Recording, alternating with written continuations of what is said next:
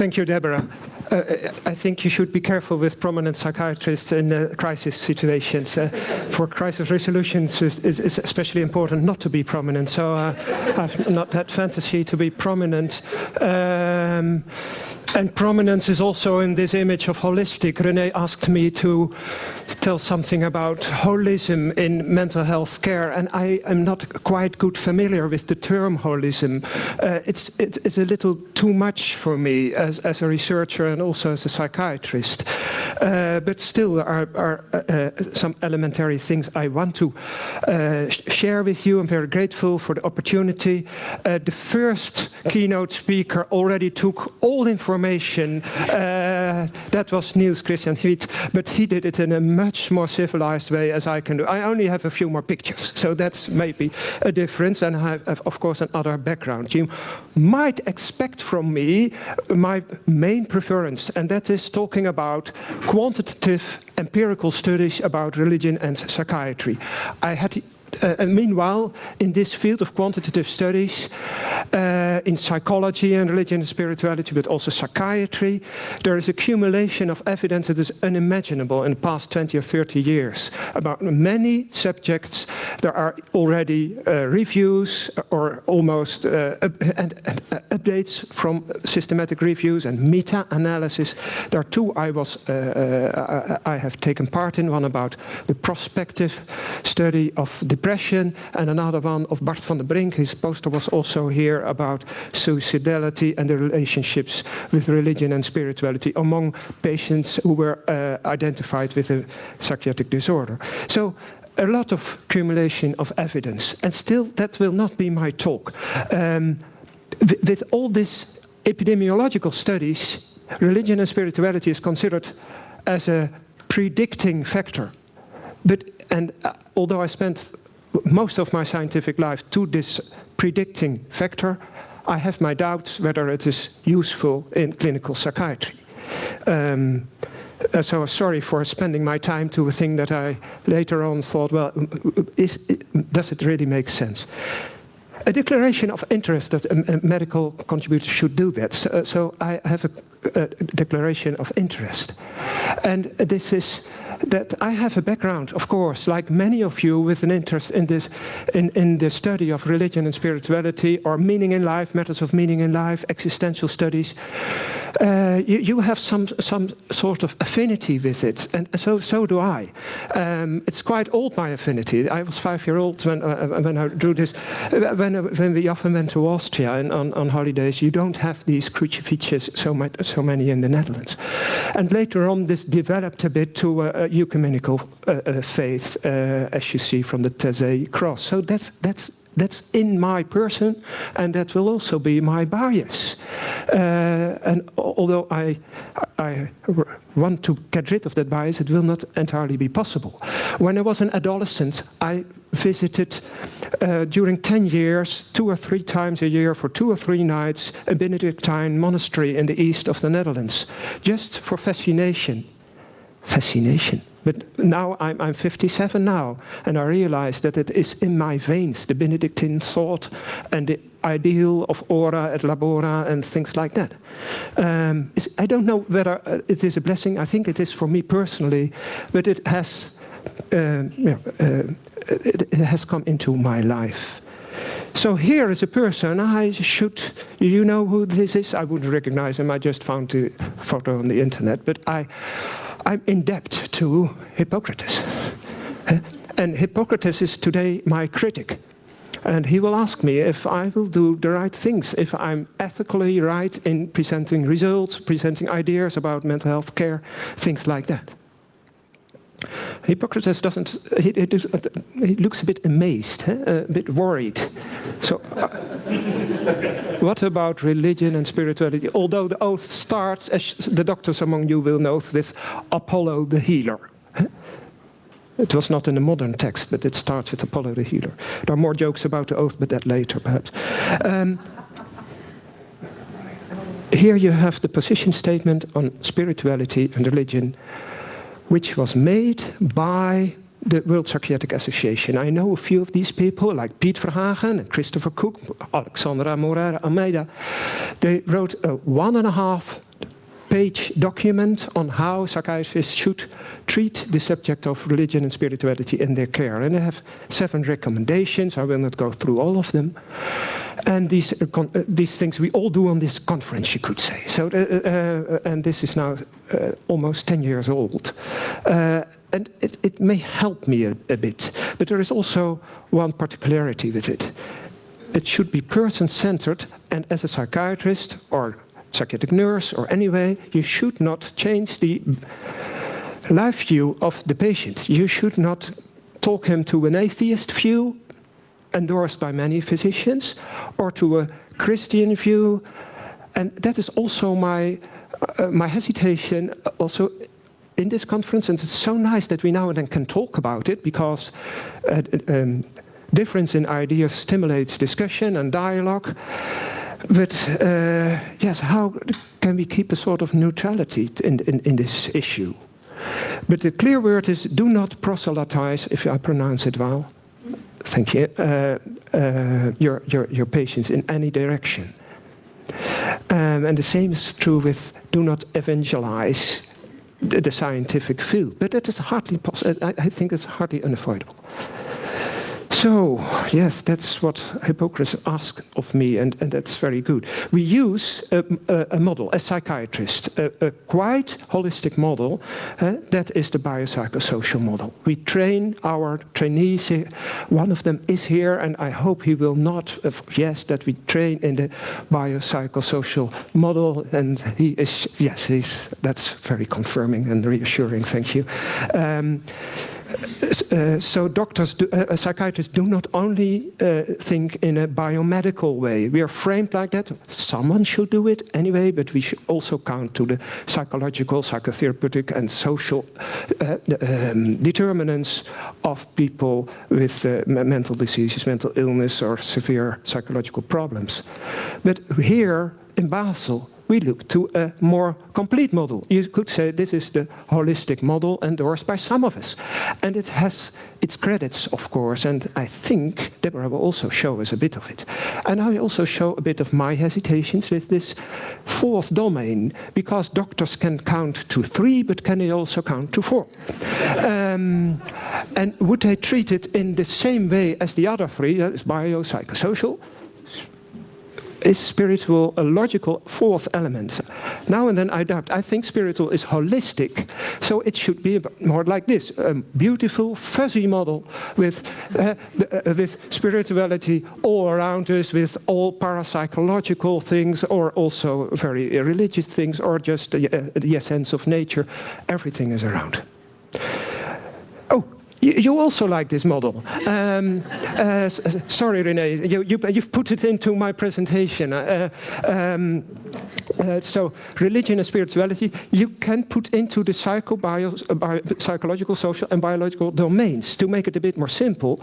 And that's how I treat it personally. You can recognize the spiritual element in the biological part, of course, as we have seen from, more or less from the neuroimaging studies, I think, but also in clinical psychiatry, where people with a severe melancholic depression are not able anymore to have positive spiritual feelings.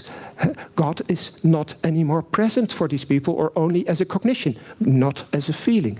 And that is by and large also in their mind, in their brain. And when they recover from the depression after a few months or weeks even, these positive feelings to God reappear. We also showed that in studies.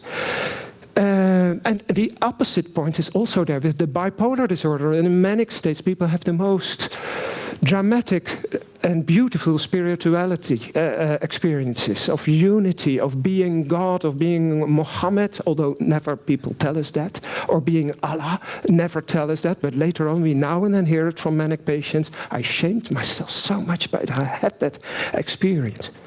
So we also have a psychological domain with the rich world of the psychology of religion, with attachment styles, of religious coping, many ways to think about spirituality in a psychological way, and it matches beautiful.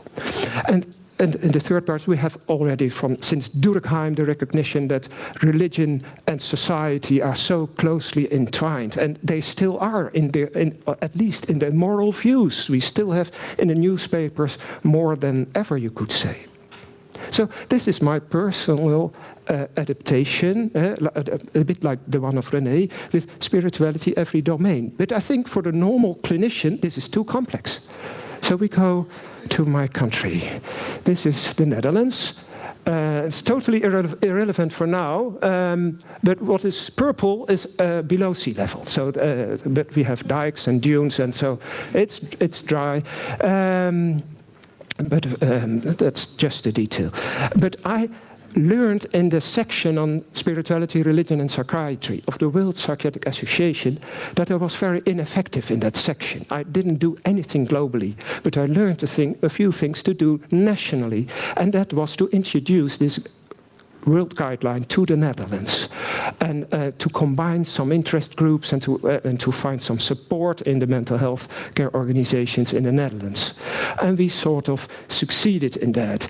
And that was a long process, and I found myself as the chair of the committee for a practice guideline, a multidisciplinary practice guideline on meaning and spirituality in Dutch mental health care. So not a party of the psychiatrist or the psychologist, they do the main part of the research perhaps.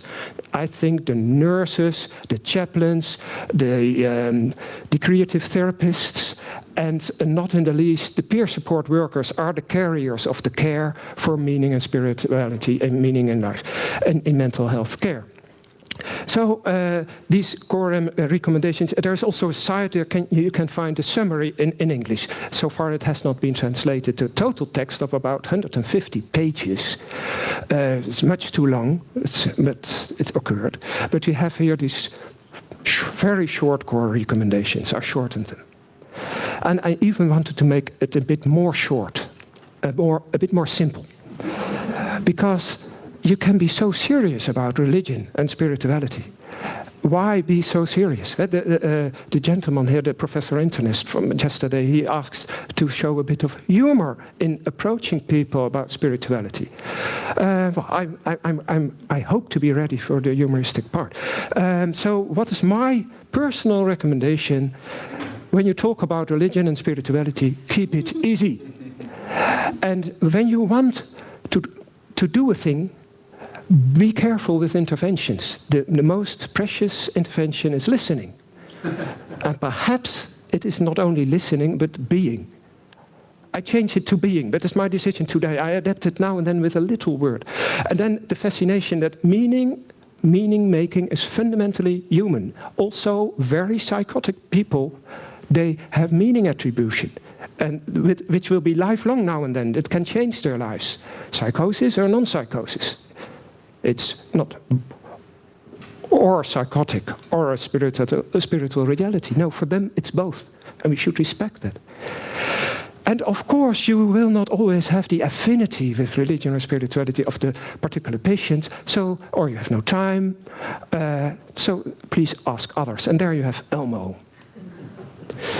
When we wrote this multidisciplinary practice guideline, just before that I was asked to write a chapter about prevention and spirituality in mental health care. The title is down below, of that same Alexandra Moreira Almeida.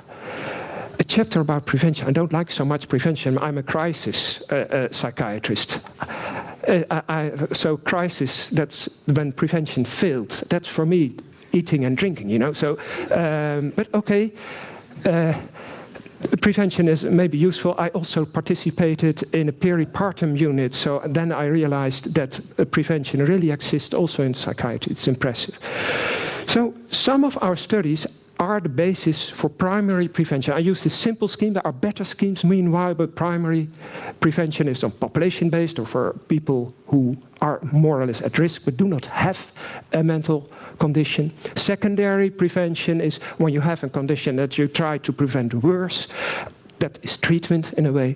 And tertiary prevention you may call relapse prevention. So that's a bit more in the direction of chronic care.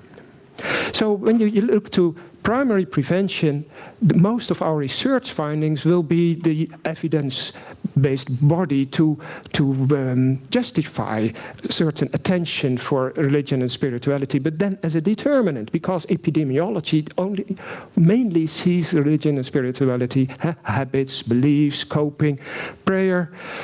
The study of prayer is more complex and more interesting, perhaps. But anyway, you could consider them as lifestyle, a healthy lifestyle. Also, like drinking not too much, meditating a little bit, having appreciation for nature, things like that.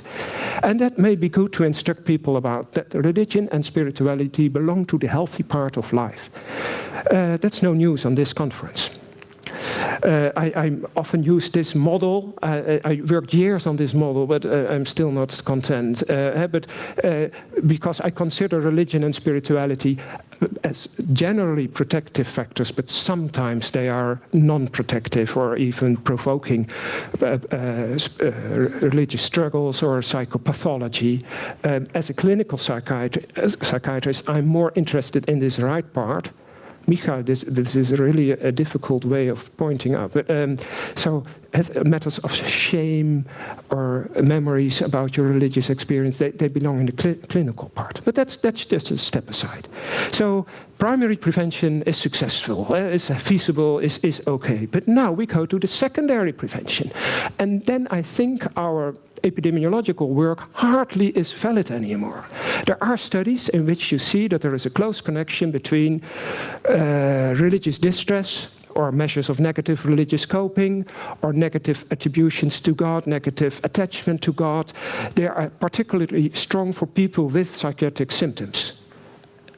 Is that their guilt or something? No. It may also be a way of expressing your symptoms. So it's maybe the other way around.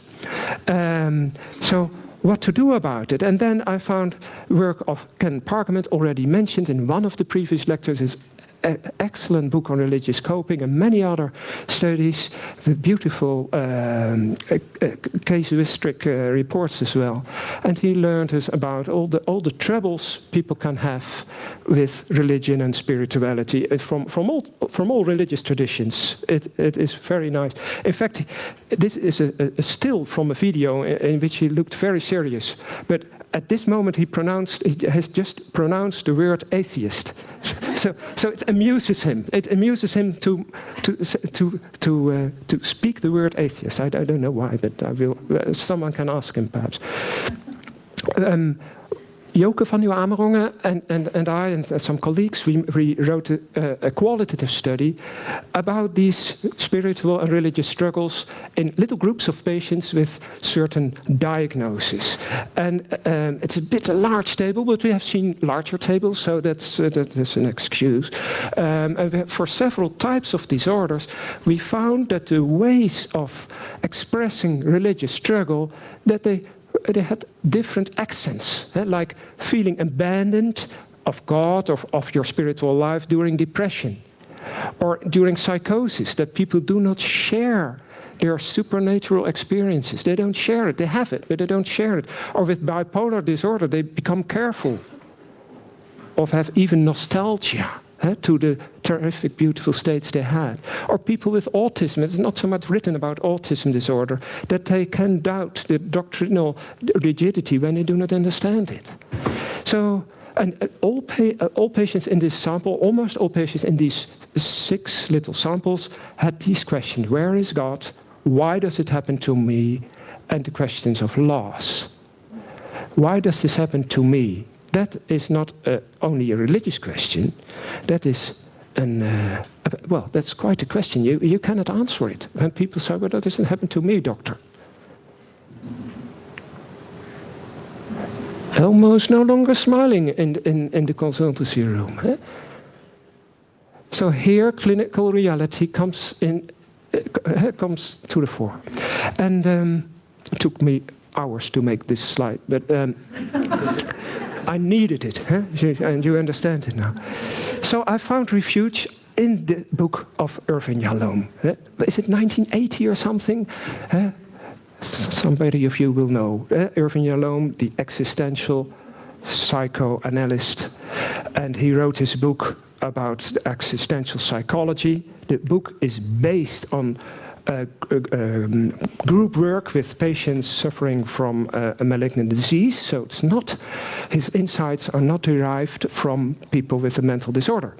He identified 4 main existential concerns. They were known to many of you, of course, and it's about our finity, our lack of freedom, our decisions, our difficulties with choices, about the fundamental human isolation, and the matter of meaninglessness. Meaninglessness is really an existential thing. The existentialist thinks that life has no meaning. The other people do think that life has meanings. For example, religious meaning, give it a religious meaning. But anyway, there's something around with meaning, and meaning in life is currently the neutral term which we can use in our country, in the Netherlands, to talk about this, because in mental health care, people talking about spirituality is not always easy, because spirituality is often associated with unlogical beliefs, spiritism, which is interesting but not so much found in the Netherlands. There are other existential concerns we cannot avoid, such as the issue of identity. You have people with too uncertain identity, and I discovered in the daily news that there are also people with too much identity. So that is a fundamental issue as well. Finally, it's now turning up a bit, so I want to mention it. Especially the young generation is very aware of global and ecological concerns. They do not have a single name for it. Sometimes it's called eco-anxiety, but it's more than eco. It's more than ecological alone.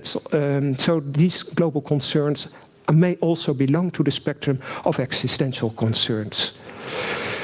In clinical psychiatry, we have equivalents for these terms, like the matter of mortality, we call it suicide. And we have books about suicide, trainings about regulations, committees, etc.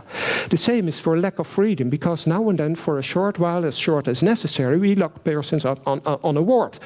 Sometimes we even have to isolate them for a few hours, sometimes for a few days. We have legislation for that. The matter of isolation from another point of view, being alone with your disorder, that you cannot make normal relationships, so many as you would have aspired when you were young, that leads to also to being pushed out of the society or being pushed out by yourself. We call it stigmatization.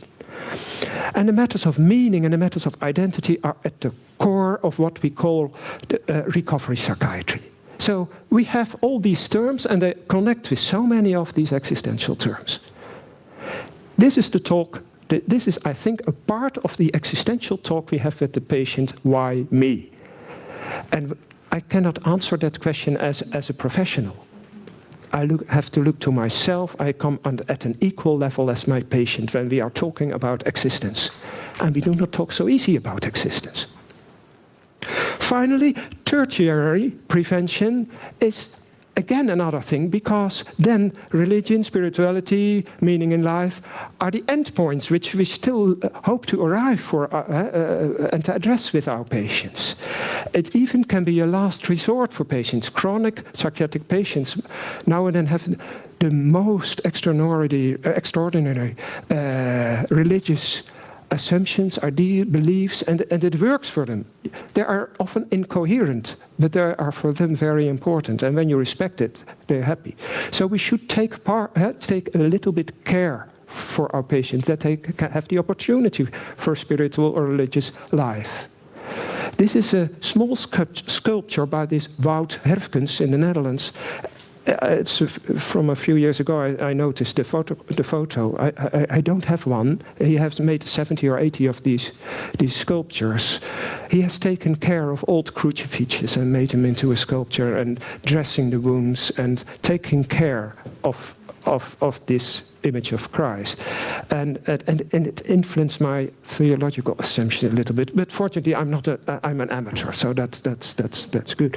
Like I am in existential matters. In fact, taking care of religiousness is the point I would like to make. So we are a little bit behind in mental health care.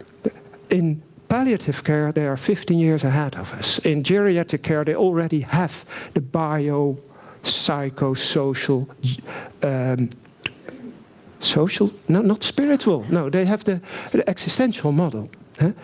And I think that I would like to comply a bit with that, because that existentiality asks from me a horizontal position to our patient in every aspect. We also need then to address the ethical part to our critical colleagues. I think we should include the ethical part, not really to convince the colleagues, but not to make us ridiculous when we say, well, we have prevention programs, so we advise our people to sing religious hymns, and which might be very good for the patients, but you cannot ask it. You cannot impose on people. So other scientific approaches are needed, and they are going on gradually, small scale, on different types of illnesses, different types of stages of the career of our patients. So this is my model, finally. Biopsychosocial, yes, for the training. Biopsychosocial-spiritual, yes, for, well, keeping myself sharp. But in fact, I want to have this horizontal position of the existential attempt to be together with the patient, irrespective if you want to have a goal, but to share some attention for the existential concerns and to hear about the needs, even when you cannot solve them. So this is Elmo now, easy, keep it easy and existential. That's a sort of paradox, but well, that is also funny. And the listening, meaning is human, listening and being. So here we have Elmo, and this, I think, the most important parts in a much more simple way than we heard so far, I hope. So thank you for your attention.